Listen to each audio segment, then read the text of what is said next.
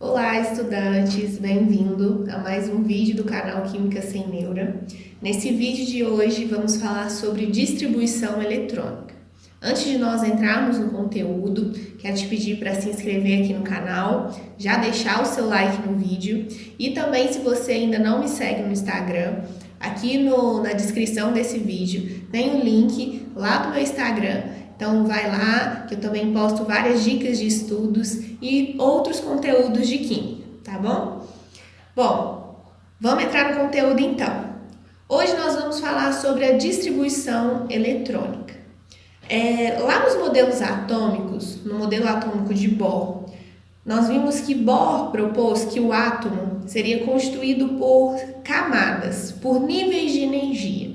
E seriam 7 níveis de energia, conhecidos como K, L, M, N, O, P e Q. Ou então por números mesmo, camada 1, 2, 3, 4, 5, 6 e 7. Como eu mostro aí no slide que está aparecendo na tela.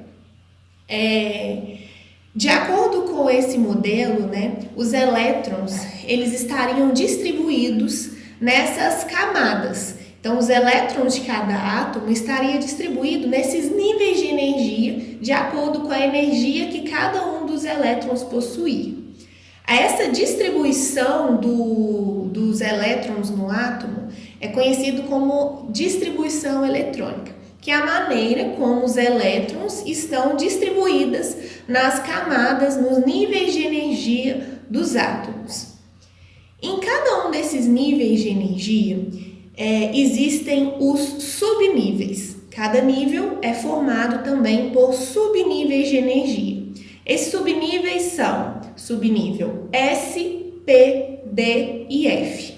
Cada subnível possui uma quantidade de orbital. Por exemplo, no subnível S existe um orbital. No subnível P existe 3 orbitais. No subnível D existem 5 orbitais e no subnível F existem 7 orbitais. E o que são esses orbitais? O orbital é a região em que a probabilidade de você encontrar um elétron é máxima, ou seja, a probabilidade do elétron estar nessa região é a máxima possível. E cada um desses orbitais comporta 2 elétrons. Então, lá no subnível S, que possui um orbital, é possível que nele encaixe 2 elétrons. Já no subnível P, que possui 3 orbitais, se ele possui 3 orbitais e cada orbital comporta 2 elétrons, então no subnível P é possível encaixar, é possível que esteja ali 6 elétrons. Eu trouxe uma tabelinha que mostra a quantidade de elétrons, a quantidade máxima de elétrons que é possível colocar, que é possível distribuir em cada um dos subníveis. E aí, como eu falei, no subnível S, o número máximo de elétrons vão ser 2 elétrons. No subnível P, o número máximo de elétrons vão ser 6 elétrons. No subnível D, o número máximo de elétrons que podem ser distribuídos ali são 10 elétrons e no subnível F são 14 elétrons. Então, existem os níveis de energia e nesses níveis existem os subníveis de energia. E os elétrons estão distribuídos ali nesses subníveis de energia. E cada nível, ele possui uma quantidade específica de subnível, que a gente vai ver um pouquinho aí mais pra frente. Então, se eu sei, que os elétrons, eles são distribuídos entre níveis e subníveis, como que eu posso saber em qual subnível, em qual nível de energia o elétron vai realmente estar? Isso é possível. A gente consegue saber em que nível, em que subnível o elétron vai estar por meio do diagrama de Linus Pauling. Linus Pauling, por meio dos seus estudos, ele propôs um diagrama que hoje leva o seu nome, que é o diagrama de Linus-Pauling, que possibilita que a gente faça a distribuição eletrônica de cada átomo e a gente consiga identificar em qual nível de energia, em qual subnível de energia o elétron vai estar localizado. O diagrama de Linus-Pauling, ele é organizado em uma ordem crescente de energia. Nessa representação que eu mostro aí na tela, a gente vê que essas setas indicam a ordem de crescimento de energia. Então, a energia está crescendo de cima para baixo e aqui da diagonal direita para a diagonal esquerda.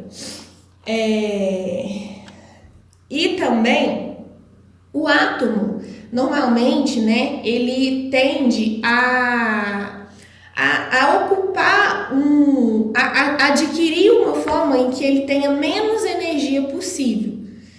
Por isso, os elétrons, eles ocupam primeiramente os níveis e os subníveis menos energéticos. O que eu quero dizer com isso?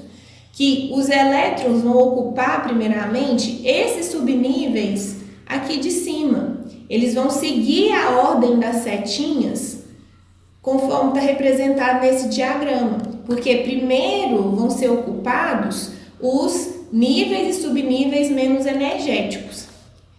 E aí, quando, por exemplo, aqui no subnível S, cabem no máximo 2 elétrons, então a gente vem e coloca 2 elétrons aqui. E assim a gente vai fazendo sucessivamente até que o número de elétrons de cada átomo seja representado por meio desse diagrama. Eu trouxe um exemplo que a gente vai fazer daqui a pouco. E o que indica cada uma desses números, dessas letras, né? Então, o número igual, número 1, 2, 3, 4, 5, 6 e 7. Esses números indicam o nível de energia que o elétron está. A letra S, P, D ou F indica o subnível de energia que o elétron está. E o númerozinho que vai ser representado aqui em cima é a quantidade de elétrons que está nesse subnível. Então, se eu tiver lá 1s1, esse número 1 indica que tem um elétron nesse subnível. E aqui eu trouxe uma representação desse diagrama preenchido com a quantidade máxima de elétron. A gente viu ali anteriormente que no subnível S é possível ter no máximo 2 elétrons. Então, esses 2 elétrons podem ser representados nesse diagrama. A gente viu que no subnível P podem ter no máximo 6 elétrons. Então, esses 6 elétrons podem ser representados também no diagrama. No subnível D, podem ter no máximo 10 elétrons. Então, eu consigo representar até 10 elétrons no diagrama no subnível D. E o subnível F, que comporta até 14 elétrons, eu consigo representar esses elétrons, né, esse número máximo de elétrons, também no diagrama. Então, essa aqui é uma representação em que cada um dos subníveis estão com a quantidade máxima dos elétrons que podem ser colocados neles, né? Que podem estar distribuídos neles. E aí, para a gente conseguir fazer essa distribuição, eu preciso ter uma referência, né? Como que eu vou fazer essa distribuição? O que eu preciso analisar em um elemento químico, em um átomo? Para a gente fazer a distribuição eletrônica, um material que é fundamental para nós é a tabela periódica. Na tabela periódica, toda tabela periódica vai ter 2 informações básicas. A massa, né, a massa daquele elemento e o número atômico desse elemento. Para que a gente faça a distribuição eletrônica, o número que é essencial é o número atômico. Por quê? Porque o número atômico, ele representa o número de prótons e o número de elétrons de um átomo. Isso porque na tabela periódica, os elementos químicos, os átomos dos elementos químicos, estão na sua forma neutra. Então, o número de prótons é igual ao número de elétrons. Então, por isso que o número atômico representado, né, descrito na tabela periódica, ele me indica o número de elétrons daquele átomo. Aqui, como exemplo, eu trouxe o sódio e o cloro. Lá na tabela periódica, o número atômico do sódio é 11. Isso me indica que no átomo neutro de sódio ele possui 11 elétrons. Então, o átomo neutro de sódio vai possuir 11 elétrons. E esses 11 elétrons podem ser representados, podem ser distribuídos por meio da distribuição eletrônica do diagrama de Linus-Pauling. E como que ficaria essa distribuição? Eu teria que seguir essa ordem das setinhas que está representada aí no diagrama. Então, eu começo preenchendo o orbital do nível 1. Então, ficaria 1s2. Em seguida, eu seguiria a setinha, passaria para o nível 2. Eu preencheria o subnível 2, ficaria 2s2 e 2p6, que ficou desconfigurado um pouquinho. E aí, depois do nível 2 e o subnível P, eu passo para o nível 3, 3S. Então, a distribuição eletrônica ficaria 1s2, 2s2, 2p6, 3s1. E quando a gente conta aqui, a gente vê que tem 11 elétrons sendo distribuídos. E o que essa distribuição me indica? Ela me fala que no átomo de sódio possui 3 níveis de energia. E esses 11 elétrons estão distribuídos nesses 3 níveis de energia.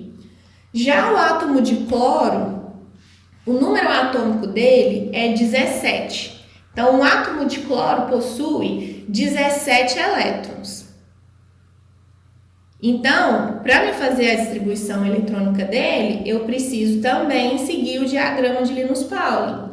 E aí eu começo 1s2, vamos seguindo as setinhas que estão sendo representadas aqui no diagrama.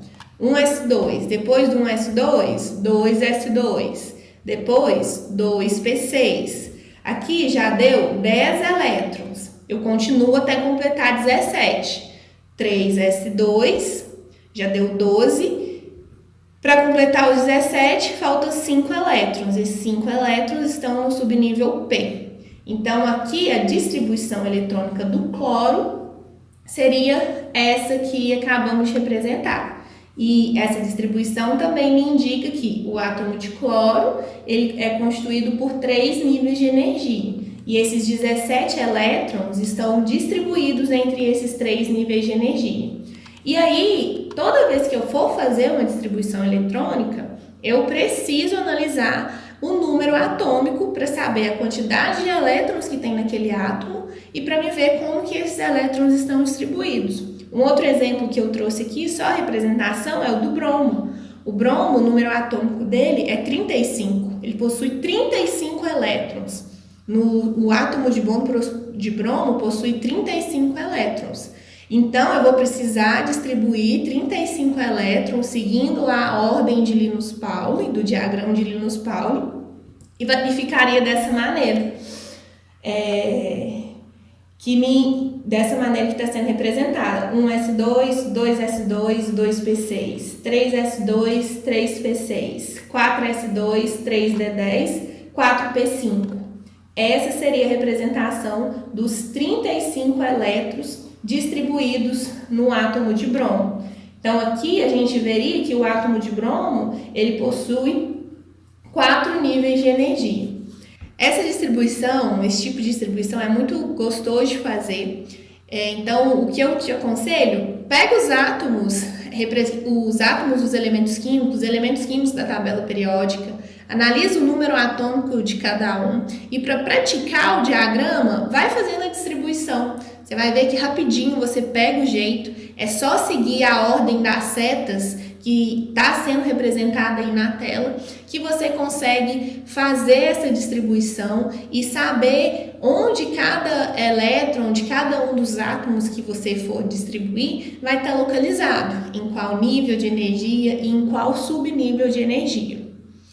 Então, o vídeo de hoje foi sobre isso, preparei esse conteúdo. Espero que tenha ajudado você a entender como que funciona essa distribuição eletrônica, como que ela é feita e que você tenha entendido também como que funciona esse diagrama de Linus Pauling. E aí, mais uma vez eu te peço para deixar o seu like aqui no vídeo e também se inscrever no canal, caso você ainda não tenha se inscrito. E até um próximo vídeo.